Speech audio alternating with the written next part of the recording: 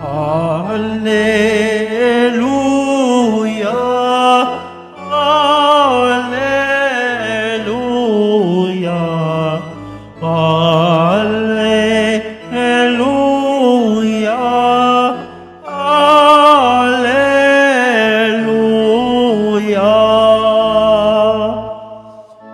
Si Kristo'y magtiis, ng tagumpay ay makamit, at sumaati ng langit. Alleluia, Alleluia,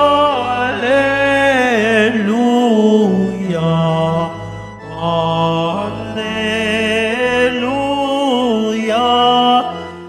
Alleluia.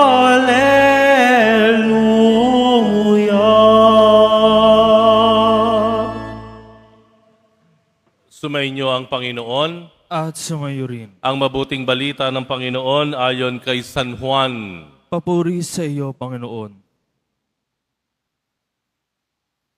Noong panahong iyon, sinabi ni Jesus sa kanyang mga alagad, "Sinasabi ko sa inyo, tatangis kayo at magdadalamhati, ngunit magagalak ang sanlibutan. Matitigib kayo ng kalungkutan, subalit ito'y magiging kagalakan. Kapag nagdaramdam na ang isang babaeng manganganak, siya'y nahahapis sapagkat dumating na ang oras ng kanyang paghihirap. Ngunit pagkapanganak, hindi na niya naaalala ang hirap. Siya'y nagagalak dahil sa ipinanganak na sa sanlibutan ang isang sanggol. Gayon din naman kayo, nalulumbay kayo ngayon, ngunit muli akong makikipagkita sa inyo at mag-uumapaw sa puso ninyo ang kagalakang hindi maaagaw ni numan.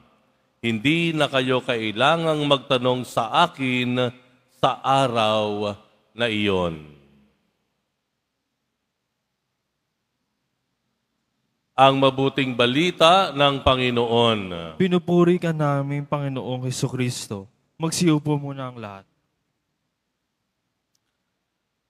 Magandang umaga po sa inyong lahat. Tayo po na tinawag, tinipon at pinagpapala ng ating Poong Jesus Nazareno dito po sa Basilica Menor at Pambansang Dambana para sa Kanya. Kasama rin po yung mga kapatid natin, kababayan at kadeboto na nanonood sa kanya-kanyang mga live streaming. Pwede po ba? Maliban dun sa mga madalas nating sinasabi ngayon, ang init, ang lagkit, ang mahal, nakakainis, nakakagalit, nakakalito. Baguhin naman natin ang sasabihin natin ngayon. Pwede po ba? Sabihin natin, God bless you. Sabihin niyo sa mga katabi ninyo, God bless you. Maiba-iba naman. God bless you. Ayan. Walang uuwi na hindi nag-bless sa iba. Ayan. To be blessed is to bless others. Ayan. Ang kalaban po ng Diyos ay yung sobrang pag-alaala sa kasalukuyang katayuan. Ang isa sa pinakamalaking kalaban natin sa pagsunod sa Diyos ay ang sobrang pangamba o pag-alaala sa nangyayari sa kasalukuyan. Ang Ebanghelyo, ano sabi ng Panginoon? Tatangis kayo. Matitigib kayo ng kalungkutan. Pero, sabi dito ng Panginoon, yung pagtatangis ninyo sa darating na panahon ay mapapalitan ng kagalakan. Ng kagalakan. At ginamit pa ng Panginoon ang isang paghahambing para dun sa mga nanay. Nasaan po yung mga nanay dito? Mga nanay, taas ang kamay. Naaalala niyo yung inyong panganganak? Mahirap ba? Madali? Masakit ba o masarap?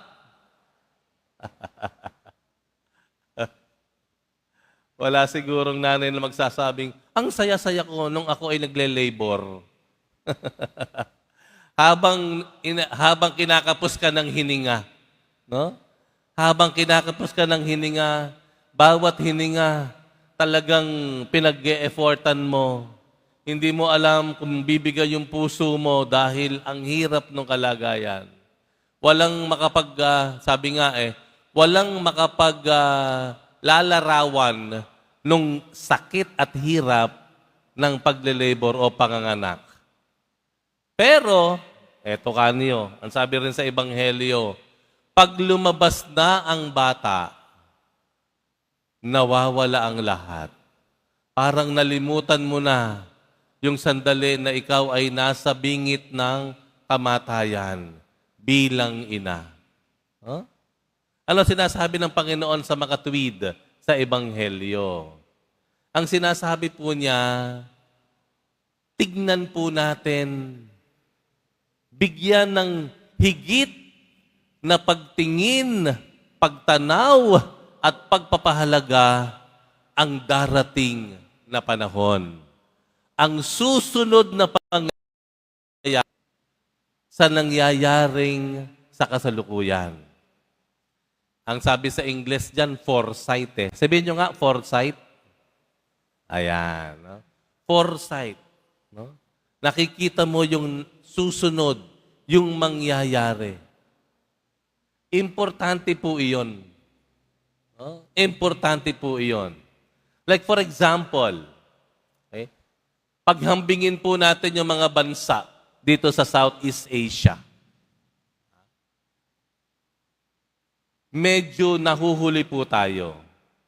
Dahil halimbawa ang Singapore, magaling sila sa foresight. Paggagawa sila ng mga infrastructure, good for 25 to 50 years. Yung ibang bansa, Thailand, Malaysia, even Vietnam, magaling sila sa foresight.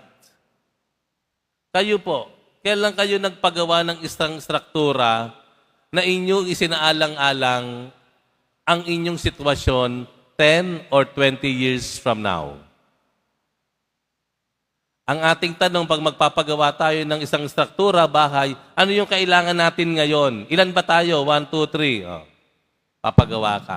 Kung ano yung sitwasyon ngayon. Kaya, makalipas ang ilang taon, ano mangyayari? Magpapa-repair ka, magpapa-renovate ka, magpapa-extend ka, magpapabago ka. Bakit? Kulang yung foresight. We are so much affected with what's happening now at nalilimutan nating tignan ang pwedeng mangyari sa kinabukasan. Foresight. Election. Dahil kumakalam ang sikmura mo, kukunin ko at papatulang ko na yung 500 para sa kandidatong ito. Kailangan 1,000 para sa pamilya ko. Tumagal ang 5,000 mo ng ilang araw. O sabihin na natin 1 buwan. 1 buwan na, sige. Pero yung naglagay sa iyo, yung nagbigay sa iyo at gumastos ng milyong-milyon o bilyon-bilyon, babawiin niya yan sa susunod na 3 o 6 na taon. Sino ang nahirapan? Tayo rin. We are so much consumed, affected. We allow ourselves to be affected with what's happening now na nalilimutan ang kaligtaan natin ang pwedeng maging epekto nito sa kinabukasan. Baliktarin natin. Tignan natin yung kinabukasan, yung pangarap natin, yung gusto nating mangyari, and let that vision and dream affect what you are doing today. Baliktad. Tama po ba? Ganun po yun Kaya sa simbahan, we invest on the young people. We do formation. Binibigyan natin ng paghuhubog programa ang mga kabataan. Bakit? Kasi sila ay isang investment for the future. if we have good young people today, we are assured of a better future. Di po ba? O yung mga ano po, yung mga merong kamag-anak sa abroad, yung nag-OFW, mahirap ba o madaling mag-abroad, iiwan pamilya mo? Mahirap, masakit, malungkot. Lalo pa kung nagbubuntis yung asawa mo, o kaya napakaliit pa nung anak mo, iiwan mo agad. Mahihiwalay ka kaagad. Yung magulang mo, tumatanda na, pero kailangan kong umalis. Kailangan kong kumita. Pero hati ang sarili mo, maiiwan ko nanay ko. Matanda na si tatay, may sakit pa sila. Pero ano gagawin mo? Pipiliin mo yung mas mahirap. Aalis ka, mag-a-abroad ka, homesick, nag-aalala ka. Bakit? Ano inaalala mo? Yun bang katayuan ngayon? Yung kalagayan ngayon? O gastusin ngayon? Hindi. Ang iniisip natin, yung magiging gastusin natin sa mga susunod na taon. Yung magiging kalagayan ng ating mga mahal sa buhay sa susunod na mga taon. Yun yung mga halimbawa ng foresight. Totoo, nararamdaman natin yung hirap at ngayon. Pero, kailangan nating lampasan iyon o higitan. Huwag nating hayaang ito ay makaapekto sa desisyon natin ngayon dahil kung mali ang desisyon natin ngayon, ito ay makikita natin sa kinabukasan. Foresight. Hayaan po natin na yung pangarap natin sa kinabukasan ang siyang magturo sa atin kung ano ang gagawin natin, sasabihin natin, at gagawing desisyon sa ngayon. Amen? Amen? Yan po kailangan ng Pilipino. Foresight.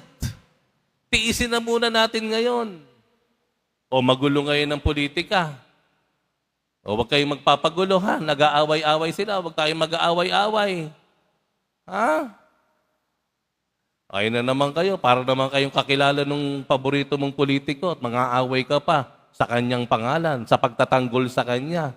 Nananakit ka, nagmumura ka. Pala mo naman, kilala ka. We agree to disagree. Let us learn to agree to disagree. Magkakaiba man tayo ng opinion, magkakaiba man tayo ng partido, pero wag tayong mag-away-away. Magdiskusyon tayo, magkakaiba man tayo ng opinion, okay lang yon. Basta alam ko, pagkatapos ng diskusyon at kaguluhang ito, tayo ay hahantong sa katotohanan. At ang katotohanan ang magbibigay sa atin ng kapayapaan. Amen? Huwag nating guluhin ng isa't isa. Huwag na kayong makisali. Hindi ko sinasabing wala kayong opinion. Ha? Magkaroon kayo ng opinion, pag-aralan ninyo, magsiyasat kayo, pagdasalan ninyo. Tama po yan. Pero wag ito hahantong sa alitan, sa murahan, sa awayan. Wag naman. Naghihirap na tayo, nag-aaway pa tayo. Let us learn to agree to disagree. Yun po ang mensahe ng Panginoon sa Ebanghelyo. Ano po? Pansamantala lang po itong ginangyayaring kahirapan natin at kaguluhan. Gamitin mo natin ang kaguluhan at ingay ngayon para siguraduhin na tayo ay hahantong sa katotohanan sa kinabukasan. At muli, sinasabi natin, hayaan po natin yung pangarap natin sa kinabukasan, yung maganda nating pangarap sa kinabukasan, ang siyang magdikta at magturo sa atin kung ano ang sasabihin, ano ang didesisyonan, ano ang gagawin natin sa ngayon.